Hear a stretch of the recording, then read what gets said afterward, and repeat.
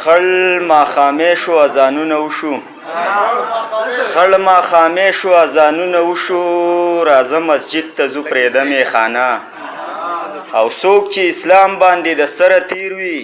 نو خامخا به ورانوي بتخانه او شاهده غما زموږ له مرګه مه ویروه کفن په ترخ کې ګرځوي پښتانه او نظم به ووایم چې ځان باندې به لږې خبرې وکړم صحیح ده بس چار چاپیره د ظلمونو انتها شروع ده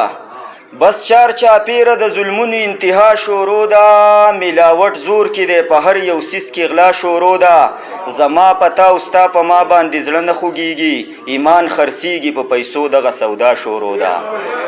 زما پتا او ستا په ما باندې زړه نه خوږیږي ایمان خرڅیږي په پیسو دغه سودا شروع ده هر سړی ځان پوره کوي د بل مرۍ ماتوي زورور لګي د کمزورو کپرۍ ماتوي انصاف په چا کې نشته په قلاره کېنه د چا چې څه وس کېږي هومره دې بلۍ ماتوي مسلمانان یو خو په دین او اسلام نه چلیږو دا مسلمانان یو خو په دین او اسلام نه چلیږو داوه لرو خو د الله په کلام نه چلیږو دنیاداري مو اسره کړي قیامت مو هیر دی چا چې پیدا کړو د هغه په احکام نه چلیږو نو بیا به خامخا تکلیف راځي عذاب به راځي هم قسمه قسم وباګانې او سیلاب به راځي مننه هم قسمه قسم وباګانې او سیلاب به راځي کتاب راغلی د حساب به رانه هم غواړي پل د سویرات باندې به ځو لاندې تالاب به راځي نو لږ سوچ پکار دی د افسوس نه احتیاط بهتر دی ځئ چې توبه وباسو نن یې راته بیرته ور دی ژوند لکه موم غوندې سسیږي لاړ شي بیرته تیر شي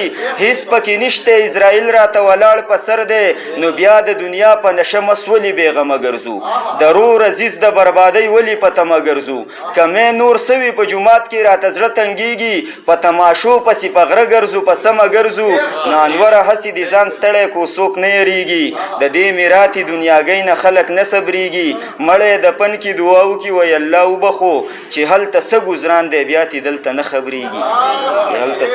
یو غزل ویم اجازت دی صدر صاحب چې شاهده غزل دی چې دا زه خپل حق غواړم صاحبه څه قلنګ نه غواړم دا زه خپل حق غواړم صاحبه څه قلنګ نه غواړم زه د خپل قام بچو له امن غواړم جنګ نه غواړم او بوزدله نه یم پښتون یم مرګ نه وینه نه کړم دا چې ناکام کوم نو خپل وطن بدرنګ نه غواړم مننه بوزدله نه یم پښتون یم مرګ نه ویره نه کړم دا چې ناکام کوم نو خپل وطن بدرنګ نه غواړم او زه په جهاد د سره تیر یم خو د کوپر خلاف زه مسلمان د مسلمان په وینو رنګ نه غواړم مننه زه په جهاد د سره تیر یم خو د کوپر خلاف زه مسلمان د مسلمان په وینو رنګ نه غواړم او زه د دولګي شم هلاک خو غلامي نه کوم زه ګوره ستا شان خیراتونه د پیرنګ نه غواړم مننه ځکه دولګي شم هلاک خو غلامي نه کوم زه ګوره ستا شان خیراتونه د پیرنګ نه غواړم او ما همیشه خوبونه کړي په خاکي بسترو قلاره کېنه زه خوبونه د پالنګ نه غواړم مننه ما همیشه خوبونه کړي په خاکي بسترو قلاره کېنه زه خوبونه د پالنګ نه غواړم او انوره خدای ګو چې یم خوښ د ملنګۍ په جامه زه تخت و تاج شوي شرط لکه اورنګ نه غواړم زه تخت و تاج شوي